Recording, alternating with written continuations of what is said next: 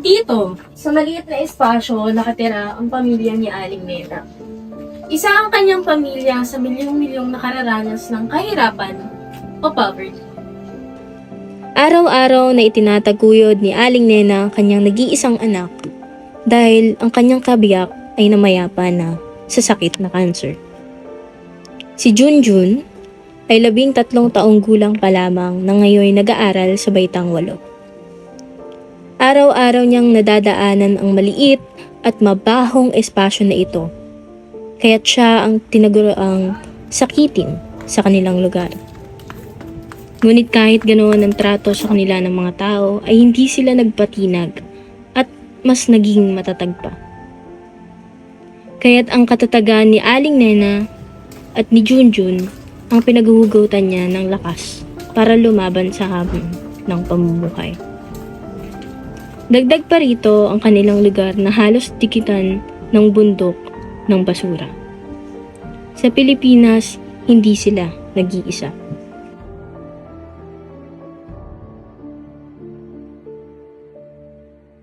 Magandang araw mga kapuso. Ngayon, kasama ko si Aling Nena at si Junjun. Nandito kami ngayon sa kanilang lugar at mapapansin natin na napakaraming basura. Pero ating kamustahin din si Aling Nena. Aling Nena, kamusta ka? Ito, Ma'am Kara, sanayan na lang po. Lalo na't sa buhay natin, kailangan nating magpursige pa rin. Pero, alam mo naman, itong anak kong si Junjun, kakagaling lang sa sakit. Alam mo naman tong paligid natin, puno ng basura ngayon. Mga lamok, syempre nasisimbot din ng mga batang nasa... Anong naging sakit niya? Ito, Ma'am Kara, nung karaan lang bagyo, naglaro-laro, yung paa. Alam mo naman mga bata, mahilig sa mga ulan, bumaha dito. Yung nagkaroon ng leptospirosis. Okay naman siya ngayon. Okay naman yun, pero alam mo yung doktor, sinabi na iwasan na lang daw lumabas. Ang bata naman, di na maiiwasan lumabas yun eh. Kasi nasa development din ng laro. Pero ikaw naman, Junjun. Kamusta ka? Okay lang naman po ako, Ma'am Tara. Ayun nga po, kaagaling ko lang sa sakit. Si mama naman po yung nag-alaga sa akin. Kaya medyo gumagaling naman po. Ayos naman na. Okay. Financially, kamusta ka? Ayun, Ma'am Kara, mahirap talaga. Pero syempre, di ba, bilang Pilipino naman tayo, sabihin natin lagi, resilient tayo. Pero syempre, kailangan talaga ng aksyon ng mga nasa paligid natin, di ba? Pero eto naman, kaya naman talagang nahihirapan lang ngayon. Pagdating sa practice niyo sa bahay, anong ginagawa? Actually, Ma'am Kara, hiniiwasan namin yung yung paggaling labas, hugas agad ng kamay, yung paa. Kasi 'di ba lalo na galing sa leptospirosis, ayun ang iniiwasan. Ano po nga? Kung maaari nga yung parang half bath, 'di ba, Ma'am Kara? Ayun naman, napapractice naman namin lalo na sa mga basura, hindi namin nilalabas. Pagdating naman sa academic ko, Junjun. Okay lang naman po, Ma'am. Ang problema lang po, hindi lang po masyado makasabay sa school. Gawa nga po ng pagkasakit ng ilong, masakit ng ulo. Lagi po. Laging may sakit po. Opo. Tsaka po lagi po akong nasusuka. Na hindi na kinakaya sa clinic. Opo. Kaya lagi kang pinapauwi. Opo, ni teacher. Tapos lagi po si mama yung sumusundo. Paano yan? Naapektuhan yung burn mo. Hindi ka nakakapag-isip sa Opo, kasi po lagi po akong nakakatulog eh. Lagi po kasing masakit yung ulo ko kaya hindi po ako makapag-focus sa school. Pagdating naman sa bahay, paano ka nakakapag-aral yan? Ngayon, after ng pandemic. Ano naman po, nagagawa ko naman pong mag-aaral ng maayos. Ang problema lang po, lagi pong maingay tapos makati po sa bahay kasi marami pong mga lamok. Tapos minsan po, pag malakas yung ulan po, yung mga opo, yung Sisilabasan. opo, Baba. opo. Baka. Kaya po nagkakasakit po ako. Nasabi mo naman din sa teacher mo. Ano sabi niya? Sabi daw po ni teacher, kung hindi ko na lang daw po kakayanin pumasok, huwag na lang daw po. Kaya maapektuhan daw po kasi yung pag-aaral. Sabi po ni ma'am, kaya napapagod na rin daw po si teacher na pauwi-pauwi na ako kasi nga po naaabala daw po yung discussion niyo lagi. Sa kanilang sitwasyon, makikita na ang kalusugan ang unang nagiging biktima. Ang basurang hindi naaayos ay nagdudulot ng sakit. Hindi lang ito problema ng lipunan, kundi problema nating lahat. Buti na lang, Aling Nena, at hindi tayo nag-iisa, kaya naman dinala natin ang isang eksperto para maintindihan kung paano at bakit nangyayari ang sitwasyong ito. Kilalanin natin si Dr. Cruz, ang isang environmental science. Ayun ho, na magandang araw ko, Aling Nena Junjun, and maraming salamat po sa pag-anyaya at sa pagtanggap. So, nakikita talaga natin dito na sa lugar nila na napaka-alarming kasi marami nang nabubulok na basura at yung mga organic waste is nagiging tahanan ng mga bakterya. So, yung ammonia at yung iba pang toxic fumes ay nanggaling sa decaying ng mga basura ay directly na nakakaapekto sa kalusugan o sa baga ni Junjun. At hindi lang si Junjun yung pwede maapektuhan nito. Pwede rin kayong maapektuhan nito at mga tao nakapaligid dito. Na, at idagdag ko na rin na galing sa statistical report from Department of Interior and Local Government na nagsasabing more than 133 million of kilograms ang basura ang nakukuha nila nationwide through Kalikasan Program. Talaga, no? Parang akala namin sanayan na lang eh. Opo, pero pwede tayong gawin dito na magagawa natin sa bahay na hindi kinakailangan ng mga kung anong magagarbong mga equipment. Yun po yung waste management. So, yung waste management is kung paano natin minamanage yung basura natin. So, ito yung ihihiwalay natin yung nabubulok sa hindi nabubulok.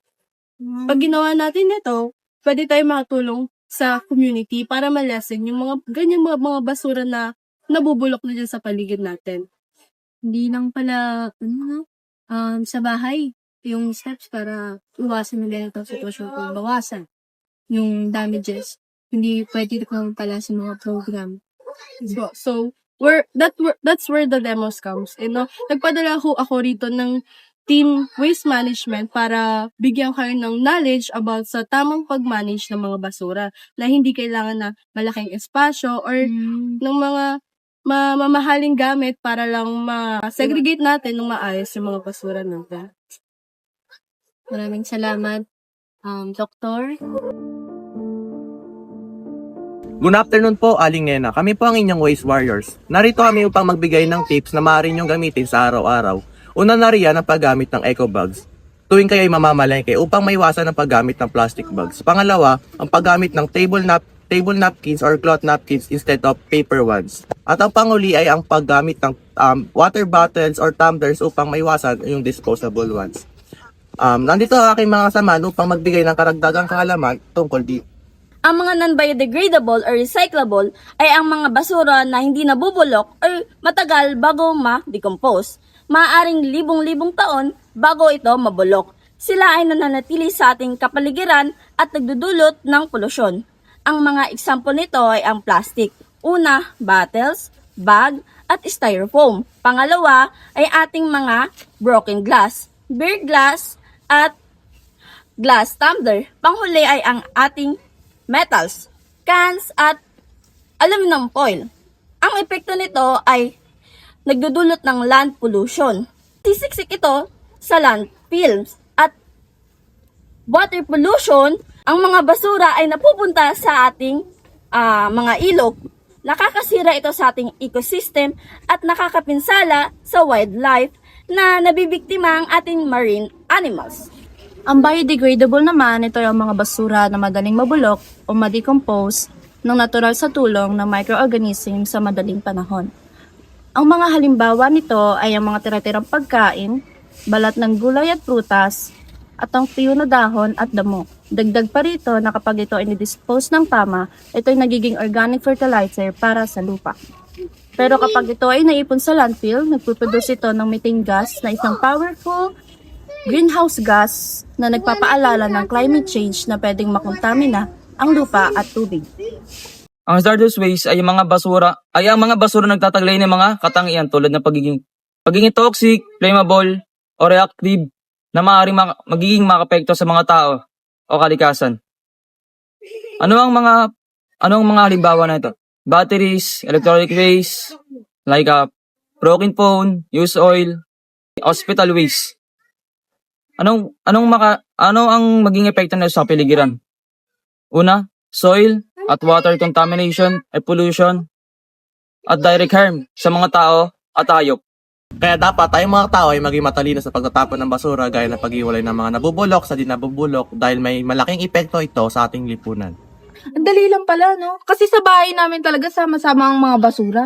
Ang waste segregation kasi, responsibility kasi nating lahat yun. So, Aling Nena, pag ginawa mo yun, yung collection ng basura is mapapadali. Tapos yung kapaligiran is magiging malinis. Tapos lalong-lalo na yung kalusugan ni Junjun, mas magiging healthy siya. Kaya maganda talaga na i-apply natin sa sarili natin or sa bahay natin yung paano yung tamang pag-segregate ng mga basura. Isipin ninyo, ang simpleng pagtatapon o pagsisegregate ng basura ay maaaring magpabago sa takbo ng buhay ng isang pamilya at ng isang komunidad. Ang basura ay hindi lamang problema. Ito ay pwede maging susi para sa mas malaking solusyon, o mas sustainable na solusyon para mapabuti ang kalinisan at kalusugan ng isang komunidad. Mula sa tambakan ng problema, may sisibol na pag-asa.